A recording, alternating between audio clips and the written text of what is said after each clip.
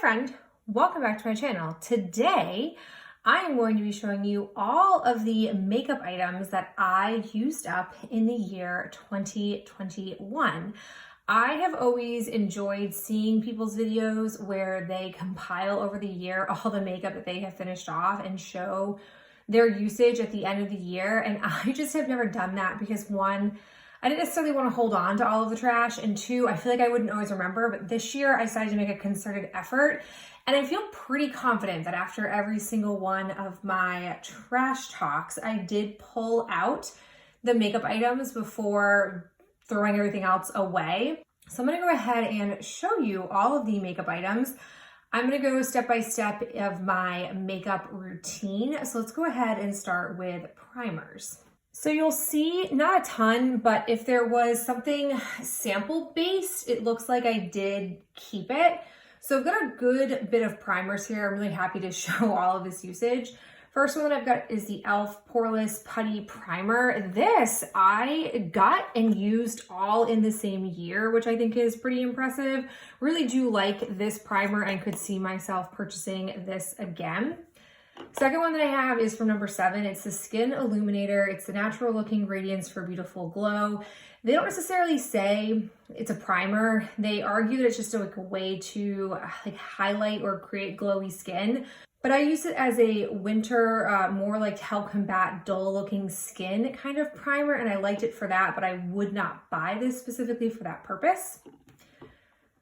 Third full-size one that I have is recent. It's the Ole Henriksen Banana Bright Face Primer. So this is what I've been using to also help combat dryness at this point in the year. I did really like this stuff. I would probably repurchase it, but I have another Skin Illuminator-esque product that I'm going to use first before I buy any other brightening primers. I have this sample. I'm not even sure Ulta still makes it, but it's the Ulta Beauty Hydrating Face Primer. It's mineral oil free, paraben free. It's got coconut water for hydration. This was nice, but nothing that I feel like I need to have. And then I also have the Instant Prime Activator Hydrating and Brightening Primer from Joa Beauty. This stuff is good, but I definitely feel like you could probably wear this in place of moisturizer. And I am somebody who prefers to put moisturizer on in the morning. So I have a few other samples of this that I'll keep testing out, but nothing that at this point in time I feel like I need to add to my collection of full size of. Next up would be lip balms. I have 3. The first is the Bite Agave Lip Mask. This is the stuff before they reformulated it the first time. It's fine, nothing that I'm super into, need to buy. Same thing here with the Summer Fridays, the Lip Butter Balm. This was way too slippy for me. And then just recently, I finished off this Milani Rose Butter Lip Mask. Certainly not my favorite. I don't think I really loved the rose scent / flavor and didn't like the textural experience of this. I feel like I definitely used up more lip balms than this, but I probably didn't pull the lip balms that I keep in my purse or my car. I feel like those don't make it onto my radar because they're not applied at my vanity. And I do apply a lip balm on my vanity when I do my makeup routine. So I only have 3 to show here. I also technically only have 1 eyeshadow that I finished off. Now this does not count my project pan for the current year. I have a whole playlist if you're curious about that project, but I did pull, because of necessity, 1 single shadow that I used up entirely, which is the Maybelline New York Expert Wear Shadow in the color Linen. So really happy to have finished this off. I have a few of these. I got these from couponing and they're great to pull in alongside palettes that I'm panning after I've used the cream or beige color, which I tend to plow through pretty quickly in any eyeshadow palette. And then this is just something small that I can work through. So not a ton in the shadow game per se, but again, I put a lot of effort into panning an entire palette and not necessarily into panning individual shades throughout my entire collection. Big year for me for eyeliners. I have used up a good bit of my collection. So I have 2 pencils. I have this one from the Sephora line, and then I also have this IT Cosmetics No Tug black eyeliner. I'm not a pencil person, so any pencils that you see have come from subscription boxes or from like a makeup kit where I was buying a mascara and like it came with a pencil eyeliner. They're not my preferred methodology. I prefer felt tip, and I have the NYX That's the Point Hella Fine eyeliner, which I really like the tip of this one. As you can see, it is really, really tiny, but it's great for applying. It's pretty mess proof. I have another one of these that I'm currently working on. And then my two favorites, I have both the black and the brown. It's the House Laboratories liner. It's the liquid eyeliner Matter Than Matte. I have it in punk, and then I also have it in their brown, which they call Whiskey. I'm desperately missing these two and will probably replace them really soon, even though I have other felt tips that I've tried. Nothing is as good as these two are, both with color, opacity, ease of application, durability. Like, it just checks off all of the boxes for me. Our next category, I'm actually surprised I only have 3 here. It's my mascara primers. I have 2 of my fave, which is the Milani, the violet one. And then I also at TJ Maxx came across the Milk Makeup Primer. This is a really weighty, actual made of metal type of packaging. It's fine, but nothing that's worth the, I think, full $23-ish. And if given the choice of paying $7.99 for either one of these, I prefer the Milani one. It just does a better job of both thickening and lengthening my lashes, which I prefer when going to apply a primer ahead of actually applying mascara. Okay, now we moved into easily the largest category. I always had a feeling I would use a lot of mascara in a year, but I didn't realize how much until I started to compile it, as you can see here. Majority of it is definitely drugstore. I'm a drugstore girl. And I also noticed trend-wise that I feel like mascaras in the drugstore, they're always coming out with new ones, and then they're always really easy to coupon. So this is where we are at. First off, I'll start with these. I have 2 of the sample of the JOA Lash Up Rising Volumizing and Lengthening Mascara. Ever since JOA, Kiss, and Impress merged their website, every time I place an Impress order, they send, I think it's like this sample and then like a primer sample. I really like this as a sample mascara. So I decided to go ahead and get a full-size one, and they are not the same. It's one of those cases where the sample is a lot better for various reasons. So I used up the full size, but nothing that I would purchase again. Few other duds I'd say for me, the Milani Highly Rated Mascara. This I've heard a lot about. It did not do it for me, so I was happy to use it up. And then despite, again, positive praise, this e.l.f. mascara, this is the Big Mood mascara, also didn't do it for me. So I begrudgingly used those 2 up, would not purchase again. Then a couple that I think are fine, but nothing that I feel like are holy grails, have to have in my collection. Recently talked about this one, the Revlon So Fierce Big Bad Lash. I didn't mind it, but nothing that I feel like I have to have again. Same with the Maybelline Sky High. This I thought was fine. It didn't do anything bad to my lashes, but nothing that I feel like is, oh my God, so amazing.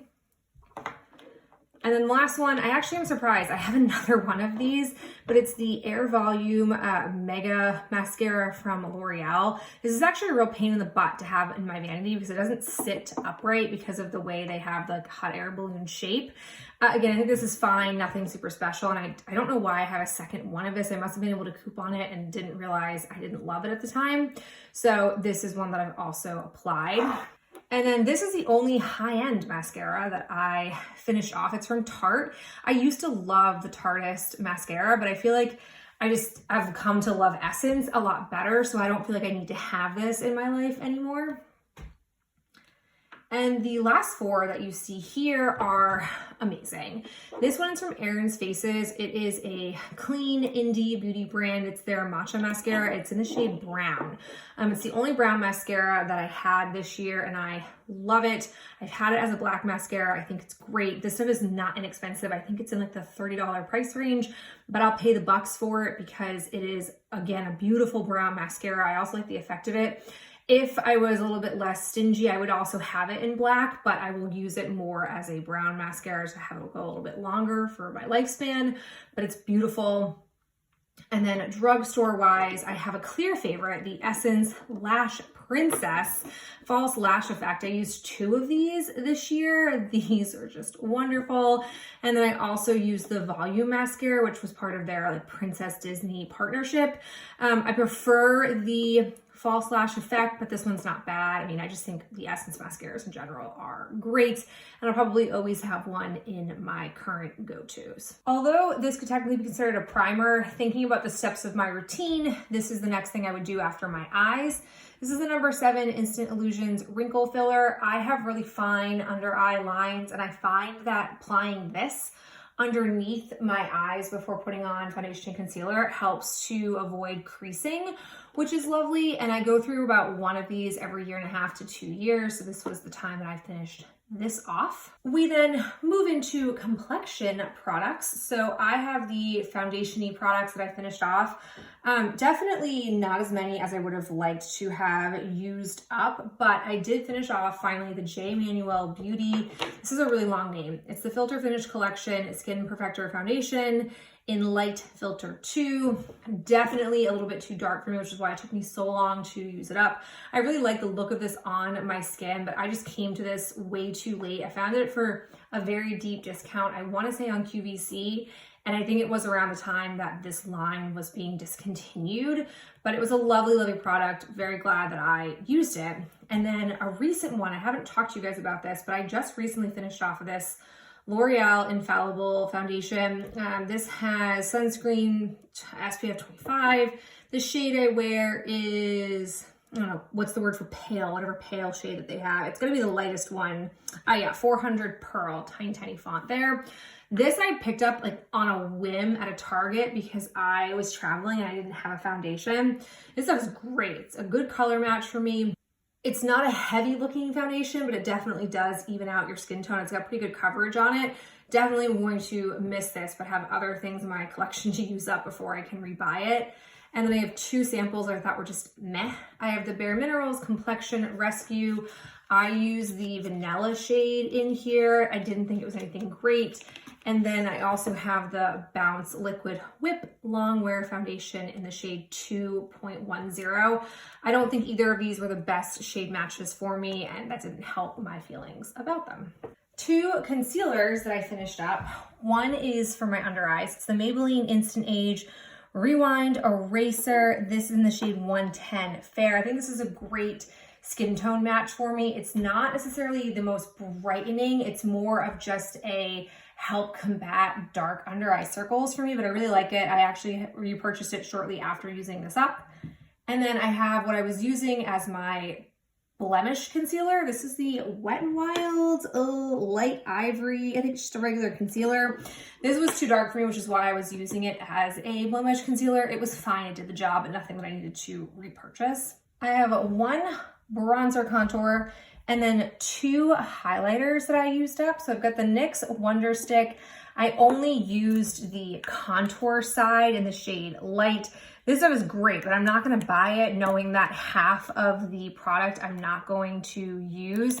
I've since been looking for like other stick or like putty type of bronzers, cream bronzers to use. Haven't come across one I like as much as this. I've got my Wet n Wild Mega Cushion highlighter in the shade Pearl, or Who's That Pearl. This is a really pretty like pinky white type of highlighter that I really enjoyed. And then I have the Ulta Beauty Liquid Illuminator Starlight. I think it's the actual shade. I also really like the color of this, but probably wouldn't buy it because I have so many other highlighters in my collection. I have a few setting sprays that I finished off. I've got this one from Joa. It's the Crystal Glow Refreshing Luminizer Skin Mist. I have the Wet n Wild Photo Focus Rose 3-in-1 Primer Water, which I used only as a setting spray. I have my CoverGirl Clean Fresh Prep and Set Water Mist in the scent Rose. These are all fine. They're nothing special. I wouldn't not get them again, but I wouldn't say I need to seek them out. I use these mostly as ways to either wet my brush for shadow or as ways to keep my skin looking a bit more hydrated and less dull in the winter months. And then I have the Urban Decay All Nighter Makeup Setting Spray. This is a summer stick it to my face kind of setting spray, but I have since found other ones that don't use denatured alcohol, so I would not purchase this again. And rounding this off, I have 3 lip products. None of which are full size. Maybe this one is, but I definitely feel like it's very eye-opening to see that I only have 3 finished off. I have a handful that are nearly done, but not quite there. So this one I have from Laura Geller. It's the Lip Glacé in Bear Baby. This took me forever to use, and I realized that it is a sample in the Laura Geller world, but it tends to be the same amount as a lot of other full-size lip glosses that I have. This is a lovely color. Essentially, whenever you saw me filming, I was basically wearing this or one other lip gloss. Then I also have my Buxom full-on lip cream in the shade Dolly. I've used the color Dolly a couple of times in sizes like this. I really do like it, but the mintiness, I haven't had a Buxom in a while. I feel like this fell off my radar and then I brought it back from my purse and started wearing it again. The mintiness is a little bit off-putting to me now, so I probably won't buy this again unless they remove the mint. And then I have one lip stick. It's a lip crayon from NARS in Rickerton, I think is the name of it. I've since found drugstore alternatives for this, so I don't necessarily need to buy this one. So there you have it. Those are all of the items, all 50 of them, in fact, that I have finished off in the year 2021. It is certainly very satisfying to see all of that usage at the very end of the year. And I know that I definitely fell off the wagon with my Project Pan updates, but I feel like you can kind of see from this that a lot of my makeup usage didn't come from my Project Pan, interestingly enough. It came from just everyday makeup usage and application. I also didn't have any blushes, which is a little bit disappointing to see, but alas, it is what it is. I definitely think going into 2022, I'm going to try to do this again if I can keep track of it from the get-go. I'd love to know your thoughts, things that surprised you or things that you didn't find too surprising about this, and if you liked seeing all the makeup that I used up this year. As always, I very much appreciate you watching, and I'll talk to you in my next video real soon. Bye.